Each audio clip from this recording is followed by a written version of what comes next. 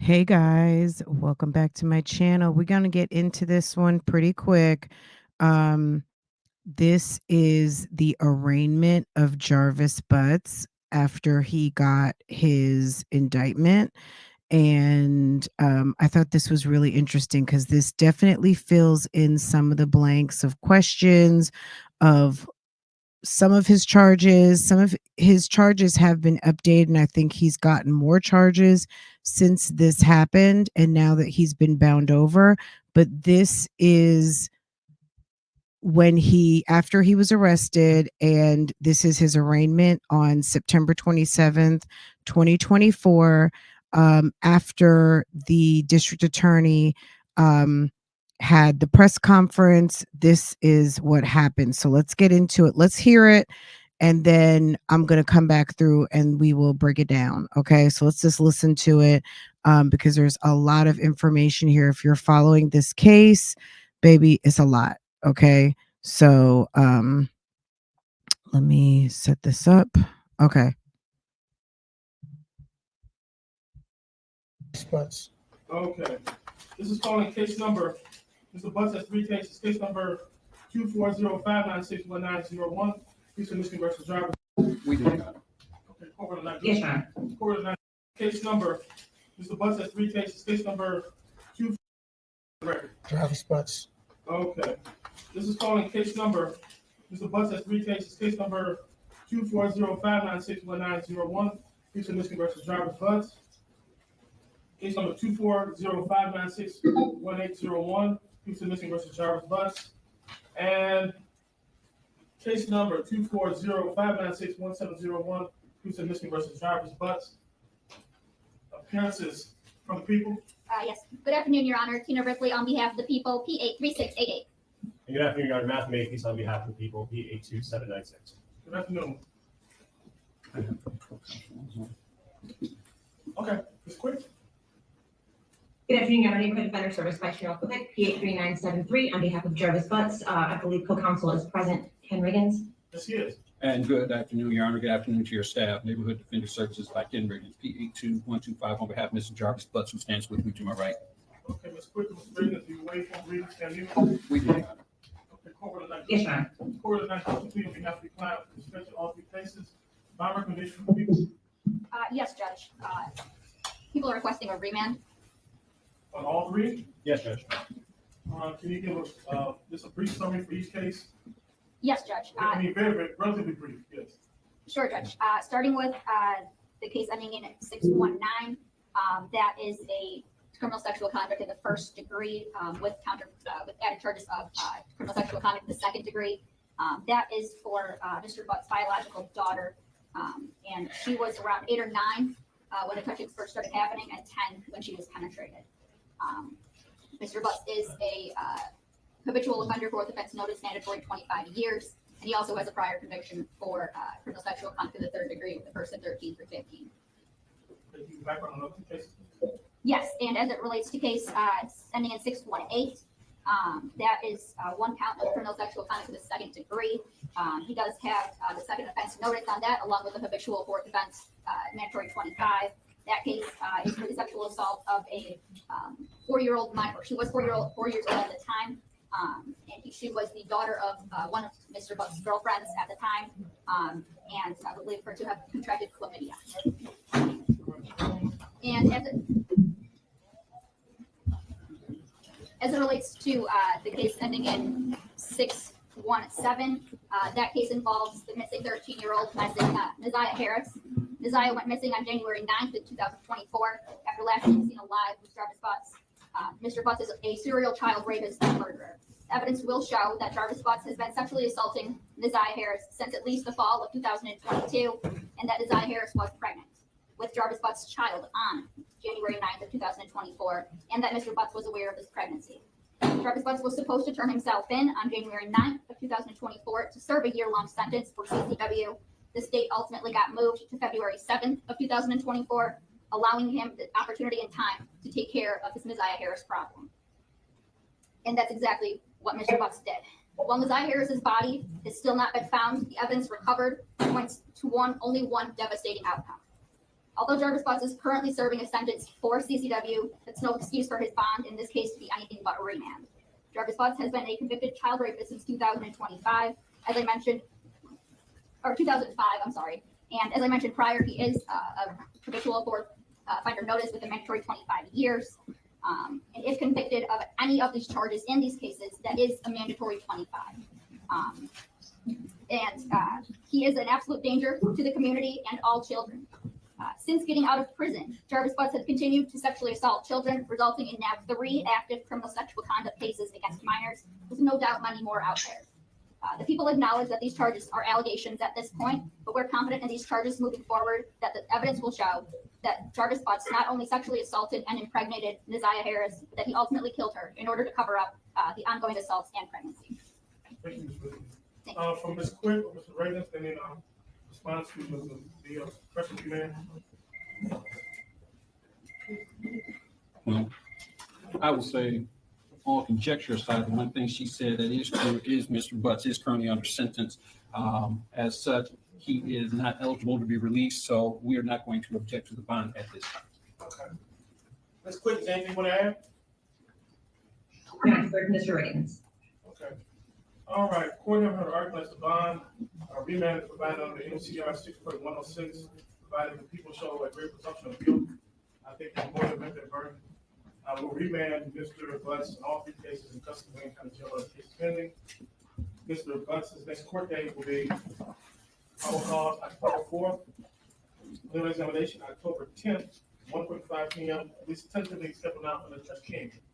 Anything else for the record from either, any attorneys? Not for the people, Judge. Thank you. Nothing further, Judge. No, Your Honor. Quick. Okay, thank you. Thank you, Judge. Butts, step aside.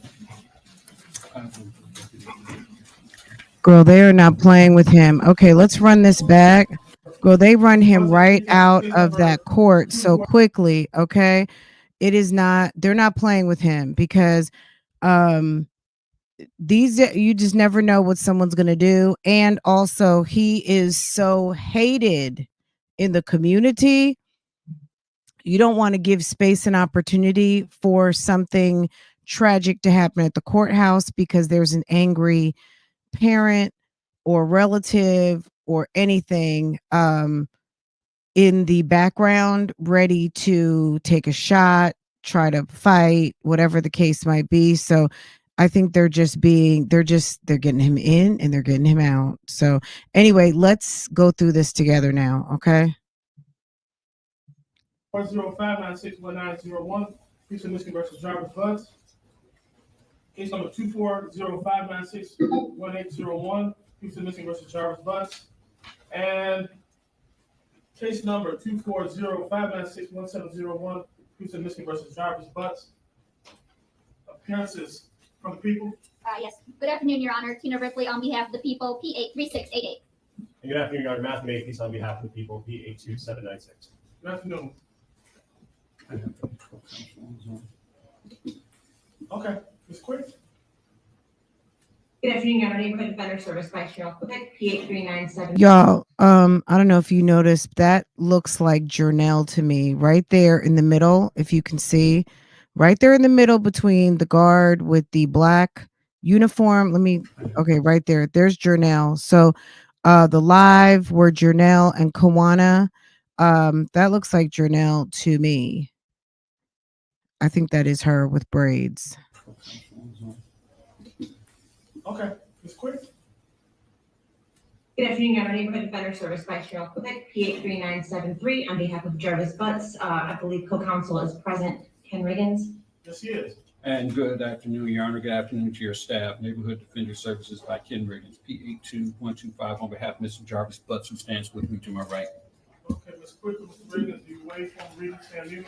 We do, Your Honor.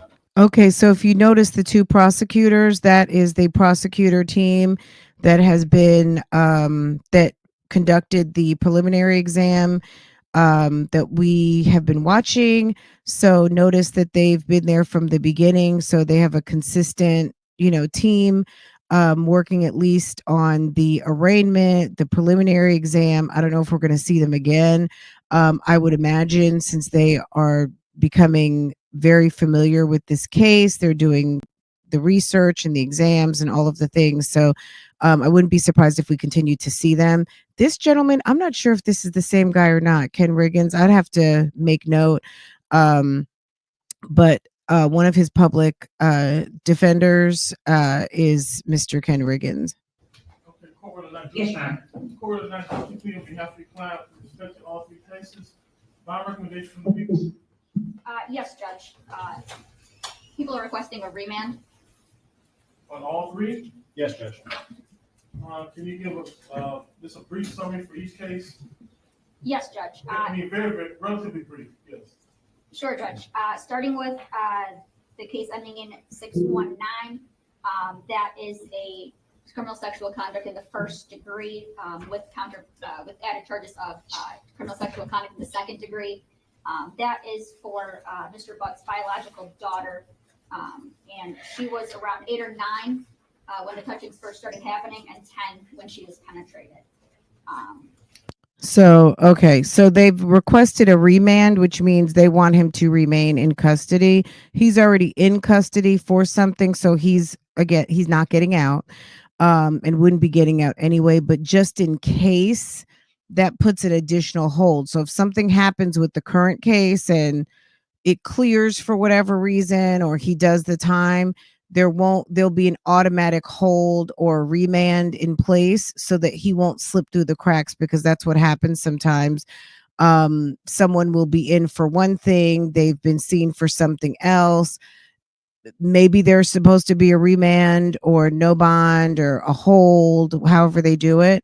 And that doesn't happen. The person walks out, disappears, or walks out, offends again. Any number of nightmares can happen. So, this process of requesting a remand, just like his attorney says, we're not going to object to it because he's already in custody, but there was a reason why they wanted to do that. Also, make note of the charges regarding his own child. So Mr. Butts is a habitual offender, fourth offense notice, mandatory 25 years. oh, that looks like Kawana too, right here next to Jernell in the black t-shirt. That looks like Kawana. And he also has a prior conviction for that looks like Kawana. Criminal sexual conduct in the third degree with a person 13 through 15. Can you give background on those two cases, please? Yes, and as it relates to case ending in 618, that is one count of criminal sexual conduct in the second degree. He does have the second offense notice on that, along with the habitual fourth offense, mandatory 25. That case is for the sexual assault of a 4-year-old minor. She was 4 years. That case, that's one that is a habitual offender, fourth offense notice, mandatory 25 years. And he also has a prior conviction. Habitual offender, fourth offense. For criminal sexual conduct in the third degree with a person 13 through 15. Can you give background on those two cases, please? Yes, and as it relates to case ending in 618, that is one count of criminal sexual conduct in the second degree. He does have the second offense notice on that, along with the habitual fourth offense, mandatory 25. That case is for the sexual assault of a 4-year-old minor. She was 4 years old at the time. And she was the daughter of one of Mr. Butt's girlfriends at the time. And I would believe her to This is a mess. A mess. And as it relates to the case ending in 617. Y'all, I don't know what happened, who's in there.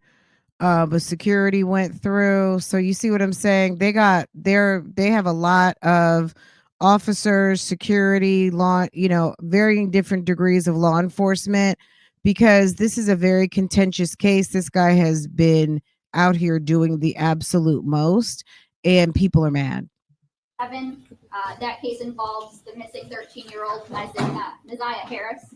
Messiah went missing on January 9th of 2024 after last being seen alive with Jarvis Butts. Mr. Butts is a serial child rapist and murderer.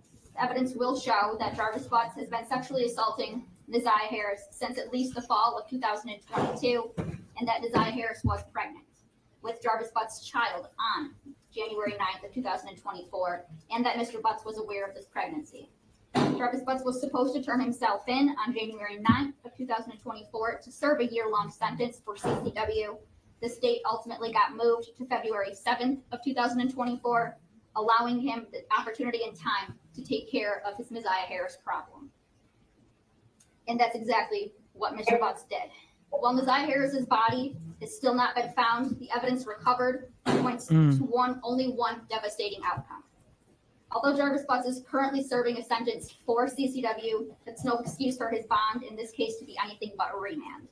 Jarvis Butts has been a convicted child rapist since 2025, as I mentioned, or 2005, I'm sorry.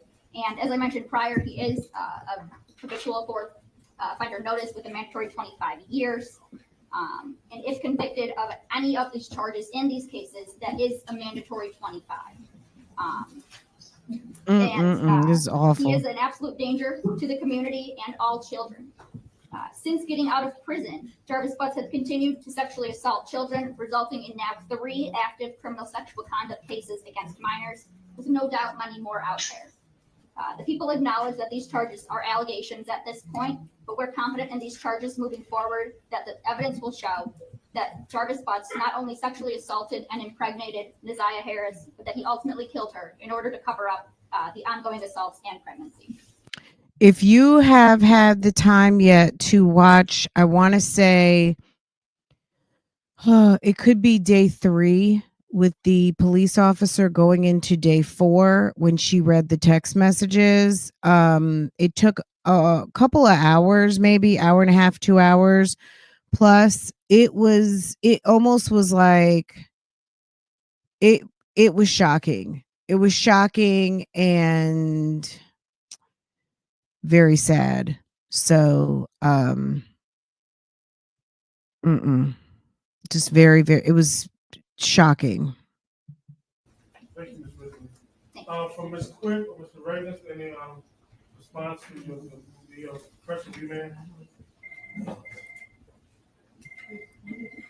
Well, I will say, all conjecture aside, the one thing she said that is true is Mr. Butts is currently under sentence. As such, he is not eligible to be released, so we are not going to object to the bond at this time. Okay. Ms. Quick, is there anything you want to add? Mr. Riggins. Okay. I mean, look, this guy really, I know he's defending his client, Mr. Riggins, but at the end of the day, it's not necessarily conjecture. She's actually stating facts. The man is a habitual offender. He has been convicted. And even though he hasn't been convicted in this situation, based on what the prosecutor's saying, they have evidence and proof. And then on top of that, it's like, sir, let's deal with what it is. At the end of the day, I know you're going to protect your client and stuff, but damn, he is a habitual offender. He has been already convicted. So it's not necessarily conjecture. It was kind of like a little bit of a douchebag thing to say because there is a missing child. And ultimately, the man is also being arraigned on a murder charge. So anyway. All right, court have heard argument as to bond. Remand is provided under MCR 6.106, provided the people show a great presumption of guilt. I think there's more than met their burden. We'll remand Mr. Butts in all 3 cases in custody of Wayne County Jail, other cases pending. Mr. Butts' next court date will be probable cause October 4th, preliminary examination October 10th, 1:45 p.m., at least tentatively scheduled now for the Judge King. Anything else for the record from any attorney? Not for the people, Judge. Thank you.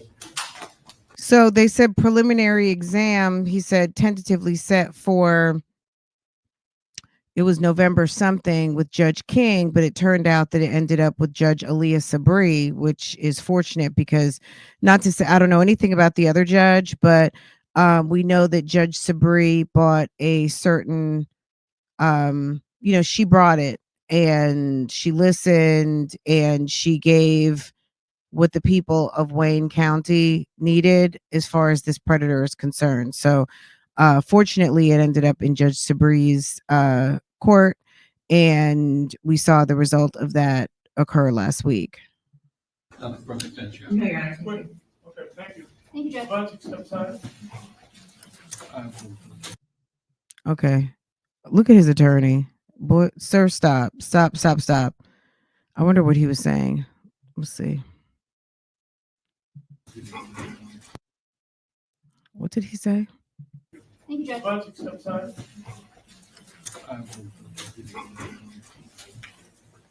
Butts isn't saying anything. He's a seasoned criminal.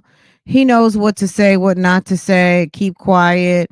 Also, he should just be very much ashamed. I mean, this is definitely a walk of shame. I don't think there's any man in that courtroom that would have anything to say with this guy, say to him, or like, hey man, it's gonna be okay. Just go through the process, blah, blah, blah, blah, blah.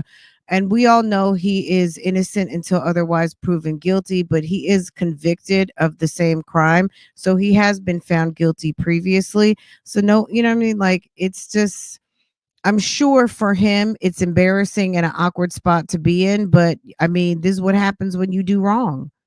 And you will be found out, and you will have to be held to account. And this is just what it is.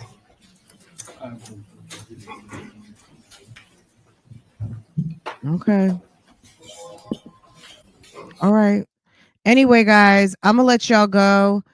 This is a quick one. I wanted to bring to you this arraignment, and as more things come in and more things to discuss to kind of get a foundation of what is really going on here, what's happened, all of the dynamics, you already know. We will be talking about it. Anyway, guys, make sure to thumbs up this video. Make sure to comment down below. Did you know all of this detail? It's crazy, right? It's just absolutely crazy. But this is real. This is happening, and unfortunately, Naziah Harris's body still has not been found, and there's family drama, and there's just people who have to deal with the aftermath of their association with this guy Jarvis Buds. Anyway, guys, I'm going to let you guys go. Have a wonderful day. Make sure to comment, and we will talk about it later. See you later, guys.